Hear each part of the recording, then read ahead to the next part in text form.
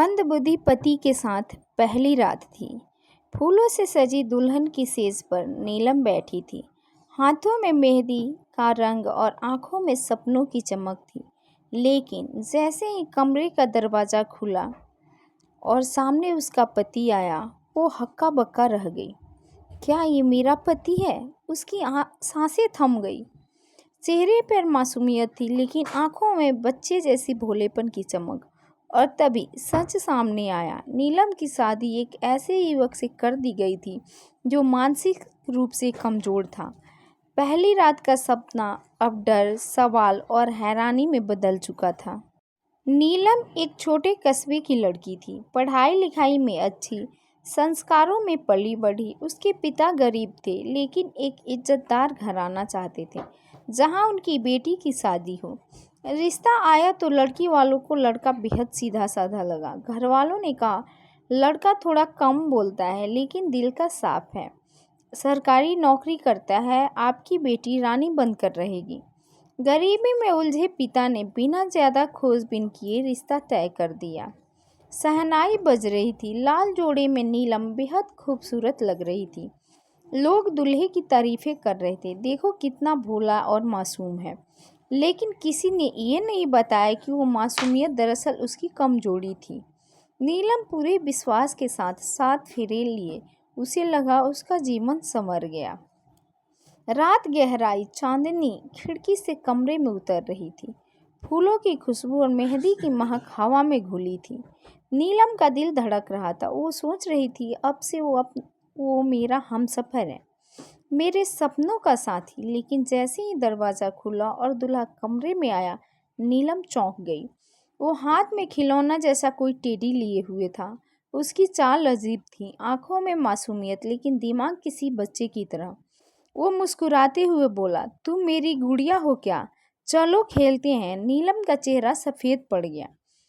नीलम ने हिम्मत करके पूछा, आप मुझे जानते हो ना? मैं आपकी पत्नी हूँ। लड़का खिलखिलाकर बोला, हाँ, सब कहते हैं कि तुम मेरी बीवी हो। अब तुम मुझे कहानियाँ सुनाओगी ना? मुझे नींद तभी आती है। उसकी बातें सुनकर नीलम के आंसू छलक पड़े। जिसे जीवन साथी समझा, वो मानसिक रूप से बच्चा निकला। सुबह होते ही नीलम ने अपनी सास से पूछा, माँ जी, मुझे क्यों नहीं बताया गया कि इन्हें ये बीमारी है? सास ने कठोर स्वर में कहा, बीमारी नहीं है, ये तो सीधा साधा है। औरत का धर्म है पति को स्वीकार करना। अब तुम्हें ही इसे निभाना होगा। नीलम का दिल टूट गया। उसे महसूस हुआ कि उसके माँ बाप को भी इस सच्चाई से अनजान रखा गया था। शादी दरअसल एक सौदा थी, जहाँ उसकी ज़िंदगी की कीमत चुकाकर लड़के वालों ने अपनी जिम्मेदारी उतार दी थी। नीलम ने सोचा कि भाग जाएं, लेकिन कस्बे की छोटी दुनिया थी। लोग कहेंगे पति मंदबुद्धि था इसलिए छोड़ दिया, उसके माँ बाप बदनामी से मर जाएंगे। वो खामोश रही। दूसरी रात नीलम अपने कमरे में बैठी रो रही थी। तभी वो आया। तुम रो रही हो क्यों? लो, ये चॉकलेट खाओ। उसने मासूमियत से अपने जेब से टॉफ़ी निकाली। नीलम टूट गई। उसने सोचा, ये इंसान बुरा नहीं है, बस अधूरा है। लेकिन मेरी अधूरी जिंदगी का क्या? वो बिस्तर पर तकिया पकड़कर रात भर रोती रही। दिन गुजरने लगे। धीरे धीरे नीलम ने पाया कि पति का यह हाल किसी हादसे की वजह से है। एक दिन उसके बचपन में एक्सीडेंट हुआ था। सिर पर चोट लगी और दिमाग का विकास रुक गया। ये सच जानकर नीलम का दिल पसीज गया। ये मेरी गलती नहीं, लेकिन इसकी भी नहीं। इस कहानी में एक और किरदार था, राजीव, उनका पड़ोसी। राजीव पढ़ा लिखा, समझदार और अक्सर घर के काम में मदद करता। नीलम से उसकी मुलाकातें बढ़ी। राजीव ने एक दिन धीरे से कहा, नीलम जी, आपके साथ अन्याय हुआ है, लेकिन आप अकेली नहीं हैं। अगर चाहें तो मैं मदद कर सकता हूँ। नीलम कांप गई। उसे डर था कि कहीं ये भी कोई धोखेबाज ना निकले। एक दिन नीलम ने देखा कि राजीव उसके पति को बहलाकर बाहर ले जा रहा है। उसका दिल जोर जोर से धड़कने लगा। क्या राजीव भी इसका फ़ायदा उठाना चाहता है? कहीं मेरे पति को नुकसान न पहुंचा दे।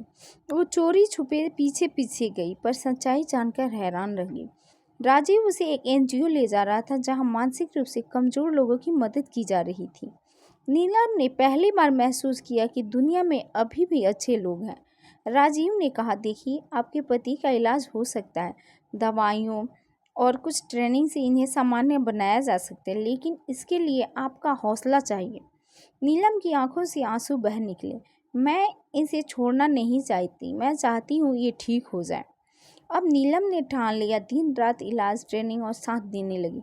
पहली रात की मासूमियत अब एक नए मकसद में बदल चुकी थी। धीरे धीरे उसका पति बदलने लगा। पहले जो बच्चे जैसा था अब बातें समझने लगा। वो धीरे धीरे पढ़ना लिखना सीखने लगा। कई सालों की मेहनत के बाद उसका पति पहले जैसा पूरी तरह तो नहीं बना, लेकिन इतना जरूर कि जीवन साथी का फर्ज निभा सके। नीलम आज भी याद करती है अपनी पहली रात, वो रात जिसने मेरी दुनिया बदल दी।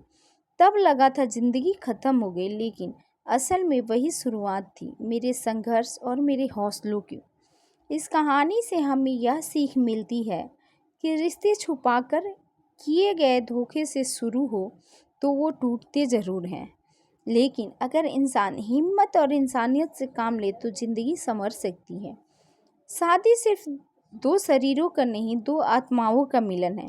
कभी कभी हमें सपनों से ऊपर उठकर जिम्मेदारी निभानी पड़ती है। यह कहानी हमें बताती है कि मंदबुद्धि पति के साथ पहली रात नीलम के लिए एक श्राप नहीं, बल्कि उसकी ताकत और पहचान की वजह है।